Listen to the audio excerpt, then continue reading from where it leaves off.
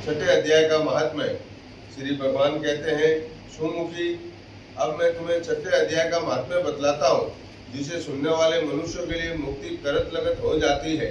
गोदावरी नदी के तट पर प्रतिष्ठानपुर पैठण नामक एक विशाल नगर है, जहाँ मैं पिपलेश के नाम से विख्यात होकर रहता हूँ। उस नगर में जानसूति नामक एक राजा रहते थे, जो भूमंडल की प्रजा को अत्यंत प्रिय थे। उनका प्रताप मार्तंड मंडल के प्रचंड तेज के समान जान पड़ता था। प्रतिदिन होने वाले उनके यज्ञ के धुएं से नंदनवन के कल्प वृक्ष इस प्रकार काले पड़ गए थे, मानो राजा की असाधारण दानशीलता देखकर वे लज्जित हो गए हों। उनके यज्ञ में प्राप्त पुरोडास के रसास्वादन में सदा आसक्त होने के कारण देवता लोग कभी प्रतिष्ठानपुर को छोड़कर बाहर नहीं जाते थे। उनके दान के समय छोड़े हुए जल की धारा प्रताप रूपी तेज और यज्ञ के धूमों से पुष्ट होकर मेघ ठीक समय पर वर्षा करते थे। उस राजा के शासन काल में हितियों खेती में होने वाले 6 प्रकार के उपद्रवों के लिए कहीं भी थोड़ा स्थान नहीं मिलता था और अच्छी नीतियों का सर्वत्र प्रसार होता था। वे बावली, कुएं और पोखरे खुदवाने के बहाने मानव प्रतिदिन पृथ्वी के भीतर की निधियों का अवलोकन करते थे। एक समय राजा के दान, तप, यज्ञ और प्रजापालन से संतुष्ट होकर स्वर्ग के देवताओं ने वर देने के लिए आए। वे कमलनाल के समान उज्जवल हंसों का रूप धारण कर अपनी पाखें हिलाते हुए आकाश मार्ग से चलने लगे। बड़ी उतावली के साथ उड़ते हुए वे सभी हंस परस्पर बातचीत भी करते जाते थे। उनमें से भद्रासवादी 2-3 हंस वेग से उड़कर आगे निकल गए। तब पीछे वाले हंसों ने आगे जाने वालों को संबोधित करके कहा, अरे भाई भद्रासुर, तुम लोग वेग से चलकर आगे क्यों हो गए हो? यह मार्ग बड़ा दुर्गम है। इस मार्ग में हम सबको साथ मिलकर चलना चाहिए। क्या तुम्हें दिखाई नहीं देता?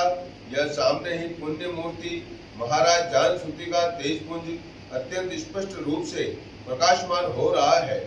उस तेज से भस्म होने की आशंका है, अतः सावधान होकर चलना चाहिए। पीछे वाले हंसों के ये वचन सुनकर आगे वाले हंस हंस पड़े और उच्च स्वर से उनकी बातों की अवहेलना करते हुए बोले, अरे भाई, क्या इस राजा जानसूति का तेज ब्रह्मवादी महात्मा रेखों के तेज से भी अधिक तीव्र है? हंसों की ये बातें सुनकर राजा जानसूति अपने ऊंचे महल की छत से उतर गए और सुखपूर्वक आसन पर विराजमान हो अपने सारथी को बुलाकर बोले, जाओ महात्मा रेखों को यहाँ ले आओ। राजा का यह अमृत के समान वचन सुनकर मह नामक सारथी प्रसन्नता प्रकट करता हुआ नगर से बाहर निकला।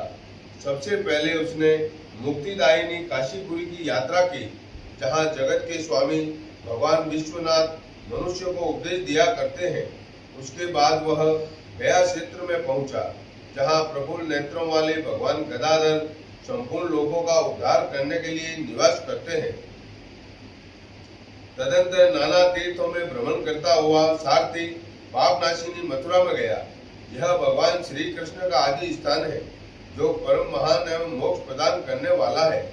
वेद और शास्त्रों में यह तीर्थ त्रिभुवनपति भगवान गोविंद के अवतार स्थान के नाम से प्रसिद्ध है। नाना देवता और ब्रह्म ऋषि उसका सेवन करते हैं। मथुरा नगर कालिंदी यमुना के किनारे शोभा पाता है। उसकी आकृति अर्धचंद्र के समान प्रतीत होती है। वह सब तीर्थों के निवास से परिपूर्ण है। परम आनंद प्रदान करने के कारण सुंदर प्रतीत होता है। गोवर्धन पर्वत के होने से मथुरा मंडल की शोभा और भी बढ़ गई है। वह पवित्र वृक्षों और लताओं से आवृत है। उसमें 12 वन है। वह परम पुण्यमय तथा सबको विश्राम देने वाले श्रुतियों के सारभूत भगवान श्री कृष्ण की आधार भूमि है। तत्पश्चात मथुरा से पश्चिम और उत्तर दिशा की ओर बहुत दूर तक जाने पर सारथी को काश्मीर नामक नगर दिखाई दिया, जहाँ शंख के समान उज्जवल गगनचुंबी महलों की पंक्तियां भगवान शंकर के अट्ठाश की भांति शोभा पाती हैं, जहाँ ब्राह्मणों के शास्त्रीय आलाप सुनकर मूक मनुष्य भी सुंदर वाणी और पदों का उच्चारण करते हुए देवता के समान हो जाते हैं और निरंतर होने वाले यज्ञ धूम से व्याप्त होने के कारण आकाश मंडल मेघों से धुलते रहने पर भी अपनी अपनी कालिमा नहीं छोड़ता। जहाँ उपाध्याय के पास आकर छात्र जन्मकालीन अभ्यास से ही संपूर्ण कलाएं स्वतः पढ़ लेते हैं, तथा जहाँ माणिक्येश्वर नाम से प्रसिद्ध भगवान चंद्रशेखर देहधारियों को वरदान देने के लिए नित्य निवास करते हैं। काश्मीर के राजा माणिक्येश ने दिग्विजय में समस्त राजाओं को जीतकर भगवान शिव का पूजन किया था, तभी से उनका नाम माणिक्येश्वर हो गया था। उन्हीं के मंदिर के दरवाजे पर महात्मा रैकव एक छोटी सी गाड़ी पर बैठे अपने अंगों को खुजलाते हुए वृक्ष की छाया का सेवन कर रहे थे। इसी अवस्था में सारथी ने उन्हें देखा।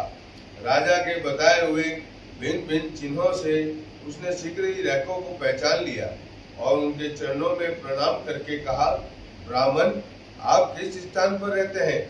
आपका पूरा नाम क्या है? आप तो सदा स्वच्छंद विचरने वाले हैं, फिर यहाँ किस लिए ठहरे हैं? इस समय आपका क्या करने का विचार है?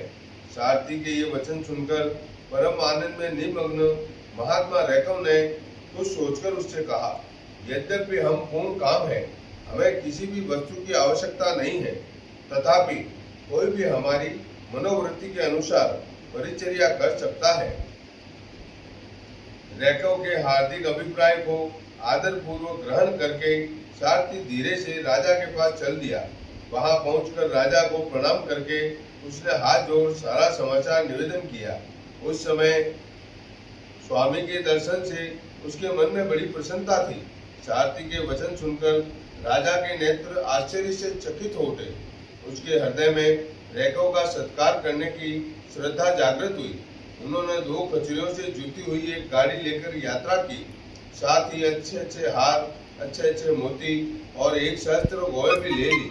काश्मीर मंडल में महात्मा रैकव जहाँ रहते थे, उस स्थान पर पहुंचकर राजा ने सारी वस्तुएं उनके आगे निवेदन कर दी और पृथ्वी पर पड़कर साष्टांग प्रणाम किया।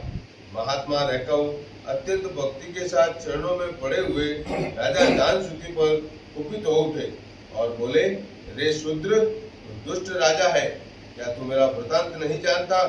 यह कचरियों से जुटी हुई अपनी ऊंची गाड़ी ले जा। ये वस्त्र, ये मोतियों के हार और ये दूध देने वाली गौएं भी स्वयं ही ले जा। इस तरह आज्ञा देकर रैकव ने राजा के मन में भय उत्पन्न कर दिया। तब राजा ने सांप के भय से महात्मा रैकव के दोनों चरण पकड़ लिए और भक्ति पूर्वक कहा, ब्राह्मण, मुझ पर प्रसन्न होइए। भगवान, आप में यह अद्भुत महात्म्य कैसे आया? प्रसन्न होकर मुझे ठीक ठीक बताइए। रैकव ने कहा, राजन, मैं प्रतिदिन गीता के 6ठे अध्याय का जप करता हूँ। इसी से मेरी तेजो राशि देवताओं के लिए भी दुस्सह है। तदंतर परम बुद्धिमान राजा जान-सूती ने यत्न पूर्वक महात्मा रैकव से गीता के 6ठे अध्याय का अभ्यास किया। इससे उन्हें मोक्ष की प्राप्ति हुई। इधर रैकव भी भगवान माणिक्येश्वर के समीप मोक्षदायक गीता के 6ठे अध्याय का जप करते हुए सुख से रहने लगे। हंस का रूप धारण करके वरदान देने के लिए आए हुए देवता भी विस्मित होकर स्वेच्छा अनुसार चले गए। जो मनुष्य सदा इस एक ही अध्याय का जप करता है, वह भी भगवान विष्णु के ही स्वरूप को प्राप्त होता है, इसमें तनिक भी संदेह नहीं है। श्री कृष्ण गोविंद हरे मुरारी, हे नाथ नारायण वासुदेवा। श्री कृष्णाय नमः। ओम नमो भगवते वासुदेवाय नमः। ओम श्री कृष्ण वंदे जगद्गुरु